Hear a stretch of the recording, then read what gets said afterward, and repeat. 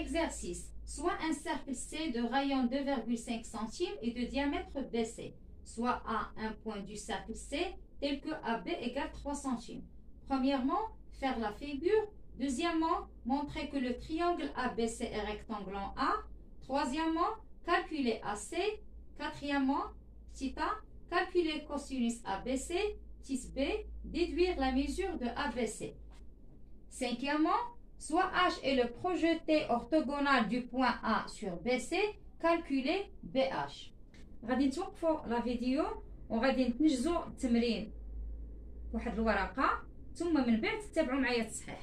كما كتشوفوا معايا هنايا رسمت واحد الرسم تقريبي. عندنا لو سيركل سي، لو ديامتر بي سي، ثم من بعد ا كتنتمي لهاد الدائره. وغادي نبينوا في هذا السؤال الثاني بان المثلث ا بي سي قائم الزاويه في ا. اذا السؤال الثاني مونطري كو لو تريونغل ا بي سي اي ريكتانغل ان ا. اذا كاينه واحد القاعده في الدرس ديال تريونغل ريكتانغل اي سيركل. ملي تيكون عندنا واحد الضلع ديال المثلث كيمثل لي القطر ديال الدائره، وعندي واحد النقطه كتنتمي لهاد الدائره، اذا راه هاد المثلث مباشره راه قائم الزاويه وليبوتينيوز الوتر ديالو كيمثل هاد القطر. اذا A appartient à C، A تنتمي إلى C، دو diamètre BC للقطر ديالها هو BC، donc مباشرة ABC est un triangle rectangle en A. On a A appartient à C،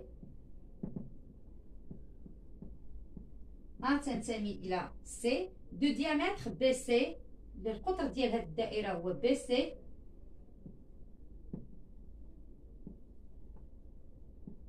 diamètre BC. Donc ABC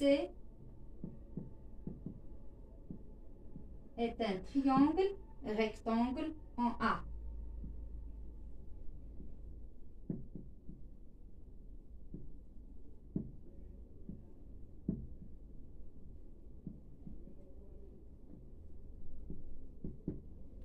عقلوا على هذه القاعده. ملي تيكون عندكم ضلع تيمثل ليا قطر ديال دائره والنقطه الثالثه تتنتمي ليا الدائره، المثلث راه قائم الزاويه، وتنجز البرهان بهذه الطريقه. Troisième question, calculer AC. بغينا نحسبوا المسافه AC.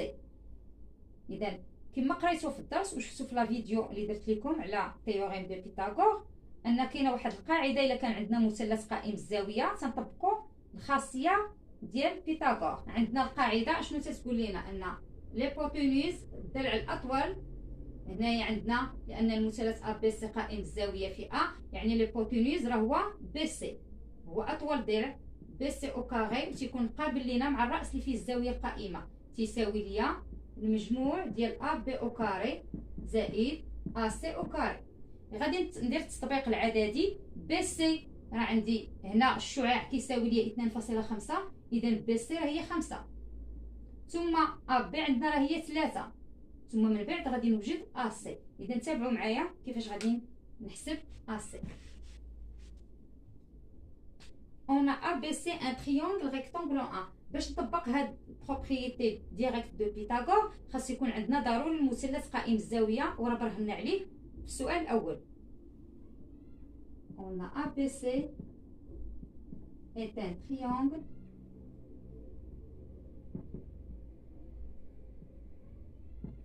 rectangle en A.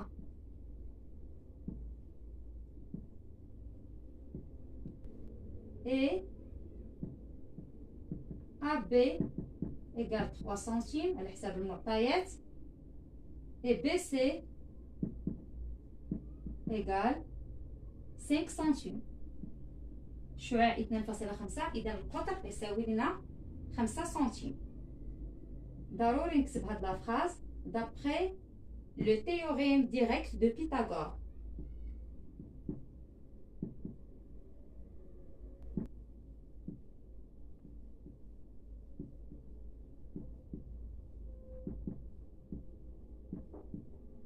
حسب الخاصية المباشرة لبيثاغور عندنا بي سي او كاري ليبوتينيوز او كاري كيساوي ليا ا بي او كاري بلس ا سي او كاري. انتبهوا راه ماشي دائما تيعطوكم مثلث ا بي سي، يعني تبع شوف ليا الضلع اللي تيكون قابل مع الراس اللي فيه الزاويه القائمه هو اللي غتبدا به او كاري كيساوي لي المجموع ديال الضلع الاخر او كاري زائد الضلع الثالث او كاري. دابا الان غادي ندير التعويض العددي. بي سي هي 5، اذا 5 او كاري كتساوي ليا، و ا بي هي 3 او كاري زائد ا سي هي اللي تنبحث عليها زائد ا سي او كاري. اذا 5 او كاري 5 في 5 هي 25 كتساوي ليا 3 او كاري 3 في 3 هي 9 زائد ا سي او كاري.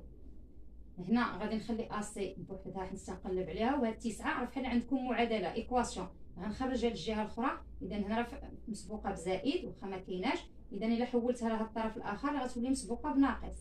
25 ناقص 9 كتساوي ليا ا سي او كاري. خصني نخلي ا سي او كاري بوحدها باش نلقى القياس ديال ا سي. 25 ناقص 9 هي 16. اذا 16 كتساوي ا سي او كاري. غادي نكمل لكم هنا. اذا لقينا ا سي او كاري كتساوي 16. ا سي او كاري كتساوي 16. اذا اش غتساوي لينا ا سي؟ الا بغينا نتخلصوا من هاد او كاري كندخل الجذر، والمسافه كتكون بوزيتيف يعني هاد العدد غادي يكون موجب. غاسين كاري ديال كندخل الجذر المربع. شنو العدد اللي تنضربو في نفسه وتيعطيني 16 وغادي يكون موجب لان هنا المسافه كتكون موجبه. اذا 4 في 4 16، اذا مباشره ا سي كتساوي 4. اذا حسبت هنايا المسافه ا سي. ننتقلوا للسؤال الاخر. 4 كيسيون كالكولي كوسينوس ا بي سي. بغينا نحسبوا الكوسينوس ديال هاد الزاويه ا بي سي. اذا واحد الخاصيه قريتو في الدرس، الا كان عندنا مثلث قائم الزاويه وبغينا نوجدوا الكوسينوس ديال واحد الزاويه، اذا شنو تندير؟ الضلع المحاذي لهاد الزاويه مقسوم على ليبوتينوس مقسوم على الوتر. اذا شوف معايا كيفاش غادي ندير الجواب باش غادي نحسب الكوسينوس ديال ا بي سي. ضروري خصو يكون مثلث باش نحسب هاد الكوسينوس يكون قائم الزاويه. اذا غادي نكتب في البدايه اون ا بي سي est un triangle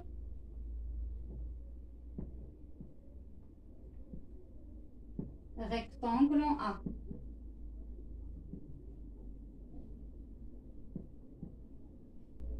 On a cosinus ديال ABC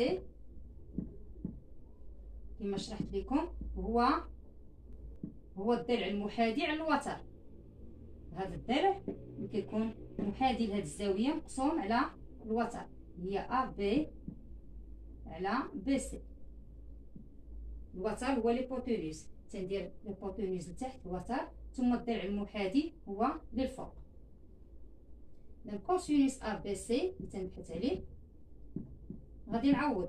ا بي شحال كتساوي ليا في التمرين؟ 3 سنتيم، و بي سي كما شرحت لكم راه لو غايون 2.5، اذا القطر بي سي هو 5.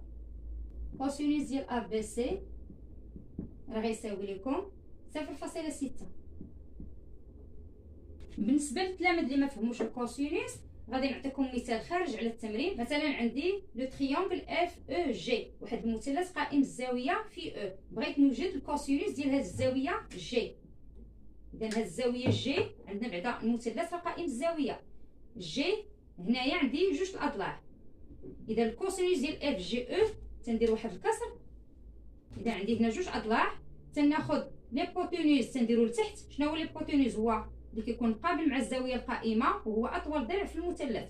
اذا فين هو ليبوتينوس بالنسبه واش هذا الضلع ولا هذا الضلع؟ هو هذا. اذا هو اللي غادي نديرو لتحت هو اف جي، بقى لي هذا الضلع الاخر غنديرو الفوق او جي. اذا المحاذي على الوتر. اذا هذه طريقه يمكن لكم تستعملوها ملي تبغيو توجدوا الكوسينوس. كناخذ الزاويه الضلع ليبوتينوس تنحطو لتحت هو اللي تيكون قابل مع الزاويه القائمه، والضلع الاخر اللي محاذي اللي تيبقى ليا من الزاويه راه هو اللي تنديرو الفوق، ومن بعد تندير التطبيق العددي وتنحسب. بتيت بي déduire la mesure de l'angle ABC. غادي نستنتجو انطلاقا من السؤال اللي قبل قياس الزاويه ا بي سي. اذا شنو عندنا في السؤال اللي قبل؟ لقينا الكوسينوس ديال ا بي سي. اون كوسينوس ا بي سي لقيناه تيساوي لينا 0.6. اذا مباشره بالكالكولاتريس اللي حسبنا، دونك ا بي سي كتساوي تقريبا 53.13 degrés. Soit H le projeté orthogonal de A sur BC. H هو المسقط العمودي ل A على BC. لاحظوا جيدا هنا راه عندنا المستقيم AH غادي يكون عمودي على BC. إذا السؤال هنا كالكولي BH. بغينا نعرفوا قياس هذا الضلع BH. إذا كنبحثوا على هذا القياس. إذا هنا AH قلنا بما أن H هي المسقط العمودي ل A على BC، يعني أن AH عمودي على BC، وبالتالي فإن ABH هو مثلث قائم الزاوية. ABH est un triangle rectangle en H. وعندنا الكوسينوس ديال B وجدناه هو 0.6. دونك كوسينوس ديال الزاوية ABH في هذا المثلث ABH هو BH. عندي جوج الأضلاع لي في هذه الزاوية B.